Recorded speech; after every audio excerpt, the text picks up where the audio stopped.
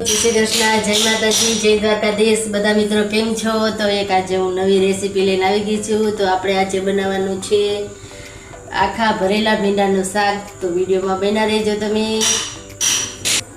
તો તમે જોઈ શકો છો આપણે મસ્ત એટલે મસ્ત ભીંડો લઈ લીધો છે આ ગ્લાસ। તમે જોઈ શકો છો મસ્ત એટલે મસ્ત કૂણો આપણે અડધો કિલો ભીંડો લઈ લીધો છે।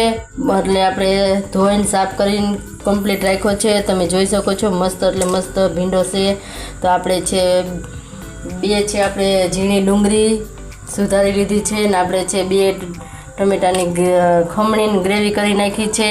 આ છે મરચાં, આ છે લસણ, આ છે તમાલપત્ર। તો તમે વિડીયોમાં બધા મિત્રો બન્યા રહેજો। આપણે બહુ એટલે બહુ મસ્ત ભીંડાનું શાક બનાવવાનું છે આખા ભીંડાનું। તો તમે જોઈ શકો છો આપણે તેલ ગરમ કરવા મૂકી દીધું છે। તો આપણે હવે ભીંડો સાતળવા માટે ભીંડાને આપણે એડ કરશું। તો આપણે આને છે ને મસ્ત એટલે મસ્ત તેલમાં અસર પકાવવાનો છે। તમે જોઈ શકો છો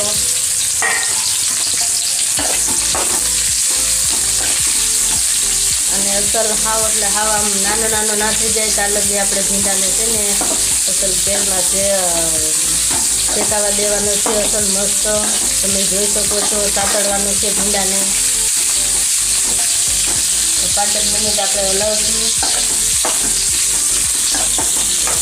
તો તમે જોઈ શકો છો આપણે આને 5 થી 7 મિનિટ આમાં તેલમાં ભીંડાને સાતળવાનું છે। તો હવે આપણે છે ને ગેસને ધીમો કરી નાખશું। તો હવે આપણે છે ને આના માટે આપણે થોડું પાણી લઈશું। તો આપણે ભીંડો સતળાઈ જાય ત્યાં લગી આપણે અહીંયા મસાલો એ આપણે બનાવી લઈએ। તમે જોઈ શકો છો આપણે આમાં નાખશું થોડીક હળદર, આપણે 1 ચમચી આપણે નાખીશું ચણાનો લોટ, કારણ કે આપણે રસો મસ્ત એટલે મસ્ત ઘટ થઈ જાય એટલે આપણે 1.5 ચમચી છે ને ચણાનો લોટ નાખવાનો છે। પછી આપણે એમાં નાખવાનું છે કાશ્મીરી મરચું।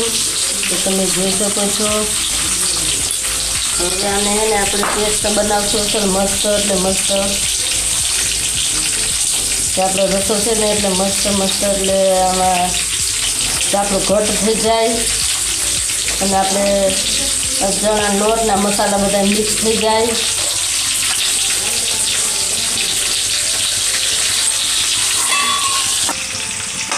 તો તમે જોઈ શકો છો આપણો મસ્ત એટલે મસ્ત ભીંડો સાતળીને મસ્ત એટલે મસ્ત થઈ ગયો છે। જો નાનો નાનો થઈ ગયો, સુગંધ પણ મસ્ત આવે છે। તો તમે જોઈ શકો છો તો હવે આપણે છે ને તો તમે જોઈ શકો છો આપણો ભીંડો મસ્ત એટલે મસ્ત થઈ ગયો છે। તેલમાં અસલ એટલે સતળાઈ ગયો છે। તમે જોઈ શકો છો અસલ નાનો નાનો થઈ ગયો છે। તો હવે એના માટે આપણે પેસ્ટ પણ બનાવી લીધી છે। તમે જોઈ શકો છો અહીંયા આપણે મસાલો પણ કમ્પ્લીટ થઈ ગયો છે। જો એટલે મસ્ત એટલે ઘટ મસ્ત થઈ ગયો છે। આમાં બધા મસાલા એડ થઈ ગયા છે। તમે આંગળા ચડતા રહી જાઓ એવું ભીંડાનું શાક બનવાનું છે ધાબા સ્ટાઇલ ભરેલા ભીંડા આખા। તો હવે આપણે ગેસ બંધ કરી દઈએ કારણ કે આપણો ભીંડો મસ્ત એટલે મસ્ત થઈ ગયો છે। તો હવે આપણે છે ને એક થાળીમાં આપણે ભીંડો કાઢી લઈએ। તમે જોઈ શકો છો આપણો ભીંડો થઈ ગયો છે મસ્ત સતળાઈને। તો આપણે એક થાળીમાં કાઢી લઈએ। નિરાતે કાઢવાનો છે કે કારણ કે તેલ ન આવે એનું ખાસ ધ્યાન રાખવાનું છે। નિતારીને કાઢવાનો છે। તમે જોઈ શકો છો તો આપણે એમાં થોડુંક મીઠું એડ કરી દઈએ કારણ કે આપણે ભીંડામાં નાખ્યું નહોતું તેલમાં થતો તો આપણે આમાં છે ને થોડુંક મીઠું એડ કરી દઈએ। તો તમે જોઈ શકો છો તો આપણે તેલ મૂકી દીધું છે ઓલરેડી। તો હવે આપણે એમાં જીરું નાખશું, પછી આપણે એમાં હિંગ નાખશું। તો હવે આપણે એમાં સમારેલી છે આપણે ડુંગળી એડ કરશું। ઝીણી સમારેલી ડુંગળી હતી આપણે 2 તો આપણે ડુંગળી એડ કરશું।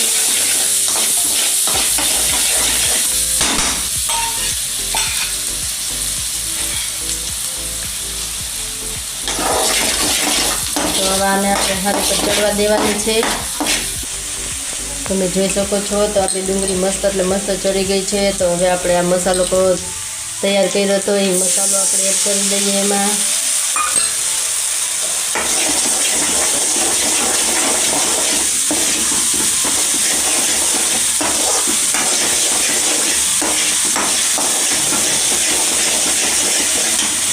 આપણે ગેસ ધીમો કરી નાખશું. આપણે આને ચડવા દેશું. અસલ મસ્ત એટલે મસ્ત પાકી જાય. તમે જોઈ શકો છો. તો હવે આપણે ટમેટા આપણે બેન ખમણી નહીં ખાતા, તો હવે આપણે ટમેટાની ગ્રેવી એડ કરી દઈશું.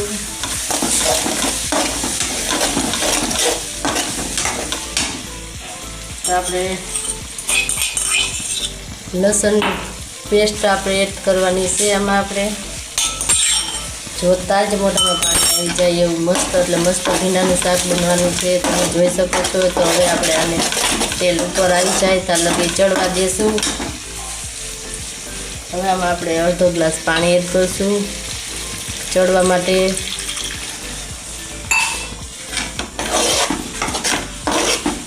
તો હવે આપણે મિક્સ થઈ જાય ત્યાં લગી હવે આપણે આને બધું મિક્સ કરીને હવે ચડવા દઈશું. તો તમે જોઈ શકો છો મસ્ત એટલે મસ્ત જો આપણું તેલ ઉપર આવી ગયું છે અને મસ્ત ઘટ એટલે ઘટ આપણો ગ્રેવી તૈયાર થઈ ગઈ છે. તમે જોઈ શકો છો. તો હવે આપણે એમાં છે ને આપણે લીલા મરચાં નાખશું. લીલા મરચાં એડ કરવાથી આનો સ્વાદ બહુ એટલે મસ્ત આવે છે. આપણે 2 ઝીણા ઝીણા કટિંગ કરેલા લીલા મરચાં નાખ્યા છે. તો હવે આને અસલ મસ્ત પાકવા દેશું. તેલ ઉપર આવી જાય ત્યાં લગી આપણે મસ્ત પાકવા દેવાનું છે. તો તમે જોઈ શકો છો જો આપણું તેલ મસ્ત એટલે મસ્ત ઉકળી ગયું છે, ઉપર આવી ગયું છે. તો હવે આપણે એમાં હે ને 2 ચમચી દહીં એડ કરશું.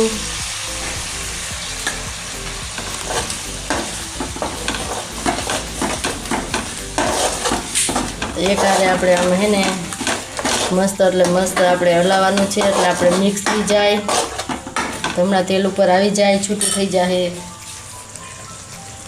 તો તમે જોઈ શકો છો તેલ ઉપર આવી ગયું છે મસ્ત એટલે મસ્ત આપણે ચડી ગયું છે. તો હવે આપણે આમાં ધાણા જીરું 2 ચમચી એડ કરશું. મસ્ત એટલે મસ્ત ઘટ રસો થઈ ગયો છે. તો હવે આપણે એમાં ભીંડા પણ આપણે એડ કરી દઈશું.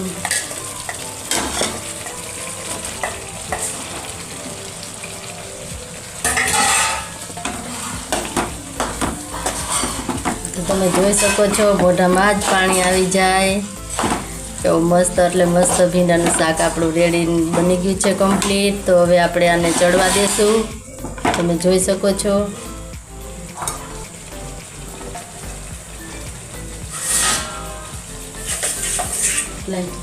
ઢાંકી દઈશું. તો હવે આપણે છે ને આને 2 મિનિટ આપણે ઢાંકી દઈશું. 2 મિનિટ ચડવા દેવાનું છે. તો આપણે ગેસ ધીમો કરી નાખશું.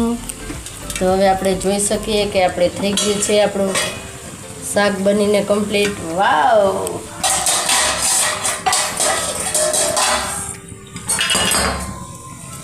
જોતાં જ મોઢામાં પાણી આવી જાય એવું આપણું શાક બનીને કમ્પ્લીટ થઈ ગયું છે. તો તમે જોઈ શકો છો આખા આપણા ભરેલા ભીંડાનું શાક બનીને કમ્પ્લીટ થઈ ગયું છે. જો મસ્ત એટલે મસ્ત જોતાં જ પાણી આવી જાય મોઢામાં, આંગળા ચાટતા રહી જાય બધા. 1 રોટલીને બદલે 4 રોટલી ખાશે.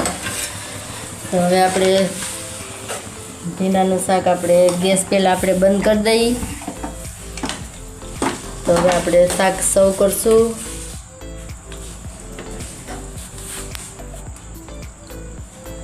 જોઈ શકો છો આપણું ભીંડાનું શાક બનીને કમ્પ્લીટ થઈ ગયું છે.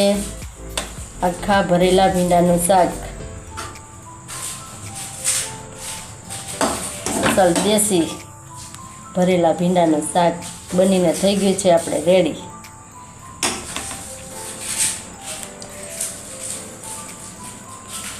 તો જોતાં જ પાણી આવી જાય ને એવું મસ્ત બની ગયું છે આપણે ભીંડાનું શાક. આ તમે ભાખરી સાથે ખાઈ શકો અથવા પૂરી સાથે ખાઈ શકો, ફૂલકા રોટલી સાથે ખાઈ શકો. તો આપણું ભીંડાનું શાક બનીને રેડી થઈ ગયું છે. તમે જોઈ શકો છો મોઢામાં જ જોતાં જ પાણી આવી જાય. તો આ હતું મારું ભરેલા ભીંડાનું શાક બનાવવાની રીત આખા ભીંડાનું. તો તમે મારી રેસીપી કેવી લાગી કોમેન્ટ બોક્સમાં કહેજો. અને આવી નવી રેસીપી લઈને હું વિડીયોમાં બનતી રહીશ. તો તમે મારું ભીંડાનું શાક કેવી લાગ્યું લાઈક સબસ્ક્રાઈબર કરવાનું ભૂલતા નહીં. બધાને જય માતાજી, જય શ્રી કૃષ્ણ અને બાય બાય.